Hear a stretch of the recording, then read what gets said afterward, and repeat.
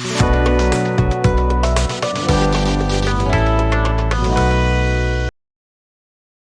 future doctors, welcome to Dentistionary. Here, you will be provided with information for the doctors from the doctors. Today, we are back with the dental histology lectures on the bone. So let's start without wasting any time. First of all, a general intro. Bone is a specialized form of connective tissue. It connects our whole body and provides infrastructure to our body. Here are some functions: protects and support vital organs, serves as a reservoir for calcium and phosphate containing the 99% of body calcium, contains bone marrow which functions in hemopoiesis, provides for attachment of muscles, forms the body's skeleton. It also provides shape and support to the body. And it also provides some certain degree of toughness and elasticity. It also provides attachment for tendons and muscles, which are essential for locomotion. Okay, then the classification on the basis of shape, it's long, short, flat, irregular, and sesamoid bones. In long bones, we can take examples of radius, ulna, femur, tibia, fibula, finger and toes, phalanges, and metacarpals, carpals like this. Okay, so these are all long bones. These are long and slender. They're longer and they are wider. And they have a tubular diaphysis or the shaft, which is made of compact bone at the periphery surrounding a central medullary cavity, which contains yellow bone marrow. The two bulky ends of the long bone are called epiphyses, as you should have studied in the human anatomy lectures. So these are made of compact bone also at the periphery and spongy bone at the center. Then move on to short bones. The short bones are cube shaped of nearly equal length and width, and they consist of spongy bones which are covered by a thin layer of compact bone. They contain bone marrow but no marrow cavity. Okay, so examples: bone of the wrist, carpals, and ankle tarsals. Okay, then comes the flat bone. These are thin, flat, curved with no marrow activity, spongy bone present in upper and lower layer of the compact bone. And these include sternum, ribs, scapula, clavicle, bones that form roof of the skull, parietal, frontal, temporal, and occipital bones. If you have seen a skull, you should have known that the bones of the skull are very thin and flat. You can say temporal or parietal. They are curved, but they are flat bones. They have no thickness or curvature like that. Then comes the irregular bones. These bones have complex shapes, notched or with ridges, are not included in any of the above categories. So these bones are primarily made of spongy bones, which are covered with a thin layer of compact bone. Okay. Irregular bones includes like vertebrae, facial bones, pelvic bones. Okay. Ischemium, pubic, ethmoid, sphenoid, heel bone, mandible, bones like that. Then the sesamoid bone. These bones develop in tendons where there is considerable pressure, tension, or friction, like patella. Okay, let's move on to the next. According to the development, endochondral and the intramembranous. These bones are formed by endochondral bones are formed by replacement of hyaline cartilage with bony tissue. Okay, but the intramembranous bones are formed by replacement of sheet-like connective tissue membranes with bony tissues. Okay, it can be seen in cranial bones, facial flat bones. Now, on the basis of microscopic structure, we have the mature bone, which is classified under compact and cancellous. Compact is the cortical bone, which consists of tightly packed osteons or Haversian systems, forming a solid mass. Since the bone mass is arranged in layers, it is also known as the lamellar bone. But the cancellous bone, or called spongy bone, has a honeycomb appearance with large marrow cavities and sheets of trabeculae of bone in the form of bars and plates. Then comes the immature bone or woven bone. It is fast formed bone with irregular oriented collagen fibers with varying diameters. This type of bone is not usually seen after the birth. However, it is seen in the alveolar bone and during healing of fractures. Let's move on. The components of the bone. We have the cellular components and the matrix components. In the cellular components, we have osteoblast, osteocytes, osteoclast, and the bone lining cells. In the matrix components, we have the inorganic components and the organic components. Organic components can be further divided into the collagenous and non-collagenous proteins. See, the inorganic proteins, 67%. Okay, and the rest part, 33% is organic. In the inorganic, it comes calcium and phosphate along with hydroxyl carbonate, citrate minerals. Salts are in the form of hydroxyapatite crystals. Mainly it is composed of the hydroxyapatite crystals. Then it has some range of collagen. Collagen is the major component in mineralized bone tissue. Type 1, type 5, type 3, type 12. These are the main collagen fibers, and others are also present, but they are in a different count, minimal count. Okay, then comes the non-collagenous. Collagenous and non-collagenous. Collagenous contains the all collagen types, and the non-collagenous contains bone, collagen, osteocalcin, osteonectin, osteopontin, proteoglycans, growth factors, serum proteins, and etc. Let's move on. Here comes the osteoblast. It's very important. Short notes are given in your exams. So it's very important on the basis of short notes. It has uninucleated cells, means it has only one cell. Synthesize both collagenous and non-collagenous bone proteins. And it also synthesizes the enzyme called alkaline phosphate, which is needed locally for the mineralization of osteal. The precursor cell of the osteoblast is the preosteoblast. So preosteoblast matures or forms the osteoblast, and they have all the characteristics of the hard tissue forming cells. So they are the parental cells of the bone. When the bone is no longer forming, the surfaces of the osteoblast become inactive and are called lining cells because they line the connected tissue. Then comes the osteocytes. They are osteoblast secreted in the bone matrix. Okay, matrix में वो secret होता है that are entrapped in lacunae.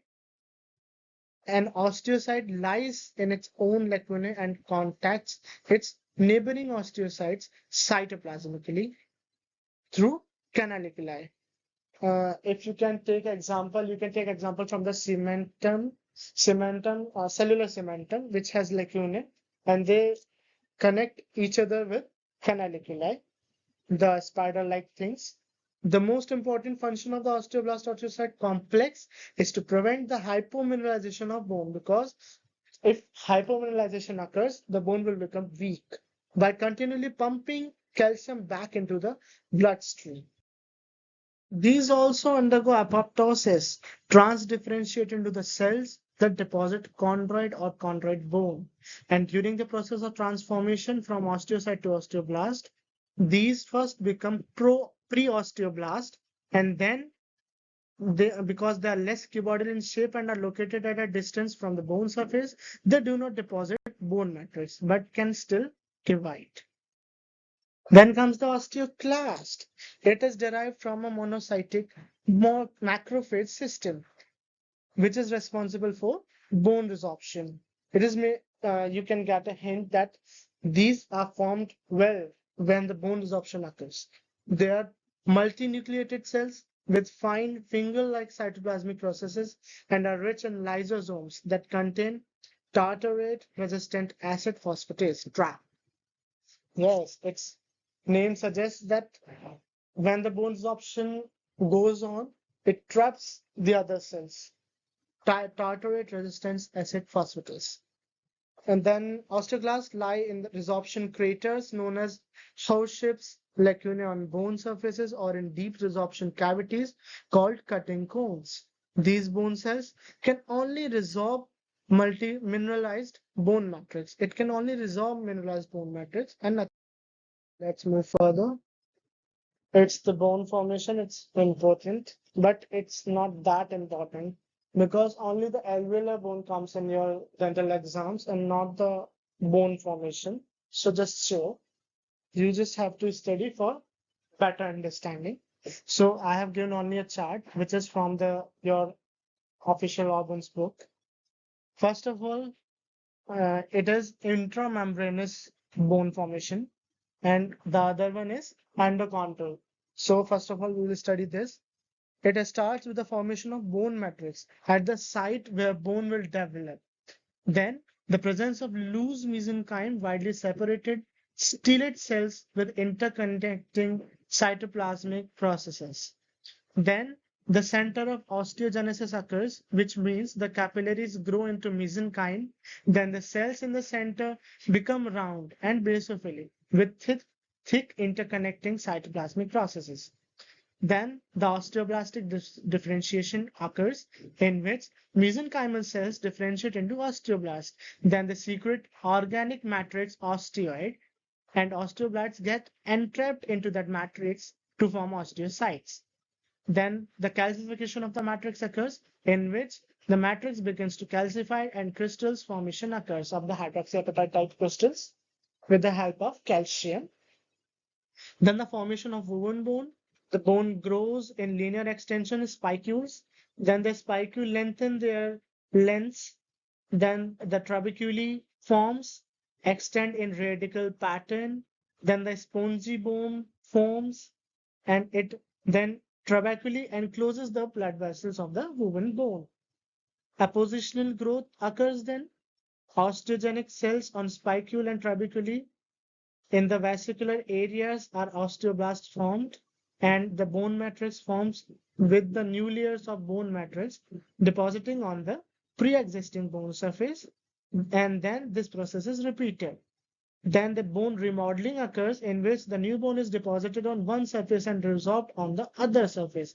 This is called the remodeling of the trabeculae.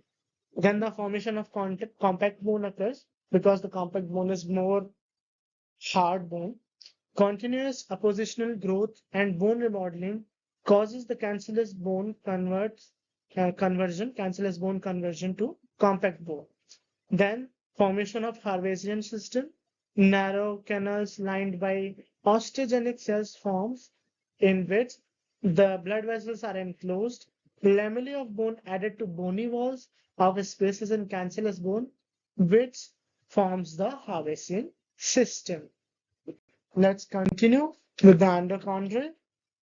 It's somewhat different from that. First of all, a formation of cartilaginous model occurs at the site where the bone is to be developed. Avascular conditions happens in which chondroblasts lay down cartilage matrix. Then the hyaline cartilage model forms from it, surrounding the perichondrium, which is followed by mineralization of matrix. Then the growth of cartilage model occurs, in which the length increases and the thickness increases in the interstitial growth and the appositional growth. Formation of bone collar and periosteum. In the midsection of model, capillaries grow into the perichondrium. The inner layer cells of perichondrium differentiate into osteoblast. Then the polar collar forms, and the perichondrium, referred to as the periosteum, which forms somewhat a structure of the alveolar bone, the socket in which the tooth is fitted. Resorption of mineralized cartilage matrix, in which vascularization of midsection of cartilage bone model occurs, that results in the chondroblast resorbed mineralized cartilage matrix. Then the formation of periosteal bud occurs, in which periosteal capillaries and osteogenic cells invade mid-region of model, periosteal bud, and then the development of primary ossification center occurs. Then the formation of mixed spicule occurs, in which Osteogenic cells in a periosteal bud differentiate into osteoblasts, and they deposit bone matrix on residual calcified cartilage, and the network of missed spicules are formed, which is called the primary spongiosa. Then the formation of medullary cavity. Osteoblasts break down newly formed spongy bone, and then they form medullary cavity, then the center of shaft, diaphysis, the two ends of the developing bone composed of cartilage, epiphysis. Then the last, formation of secondary ossification center. It can occur in one or both epiphyses. Formation of bone, same as in primary ossification center. No medullary cavity happens in epiphysis. Hyaline cartilage at two places on articular surface and at the junction of epiphysis and diaphysis. It's not that important, so you can skip. Then the bone resorption, it is more important. It comes in your professional exams as a short note, or even comes as age changes in the long note. So what happens in the bone resorption? If you just make this chart in your short note, you'll get full marks. First of all, formation of osteoblast progenitors in hemopoietic tissues. This causes the vascular dissemination. Okay. Then the generation of resting pre-osteoclast and osteoclast in bones. So in here, the vascular dissemination causes the generation of the resting osteoclast and the osteoblast in the bone. Means the osteoblast and the pre-osteoclast are forming in the bone. This activates the osteoclast, the rankle and rank interaction, and this causes the migration of osteoblast to the resorption site with the help of the MMP9. The MMP9 and the rank and the rankle are the different things. You can find it in your organs book. Uh, in the endochondral types or osteoblast formations type, it is given in the flowchart. Then the formation of ruffled border and sealing zone, which causes attachment of plasma membrane of osteoblast to bone matrix through integrin alpha V beta 3, which gives MMP13, which is secreted by the osteoblast, and it degrades the osteoid and exposed sites for osteoblast attachment. Okay, then the osteoblast attached, it occurs that removal of hydroxyapatite crystals happens by HCl protons, for which arises from the carbonic anhydrase second. It is synthesized in cytoplasmic of osteoblast. Then protons released across ruffled border by ATPase proton pump. So these proton pumps and HCl all just goes into the bone, and removal of hydroxyapatite crystal occurs, which causes the hypermineralization of the bone, which causes bone to resorb. Then the degradation of organic matrix occurs. Enzymes like cathepsin K and MMP9 synthesized in the ARIA, reduced endoplasmic reticulum, where rough endoplasmic reticulum, transported to Golgi bodies, then moved to the ruffled border in vesicles. These contents released into the extracellular compartment.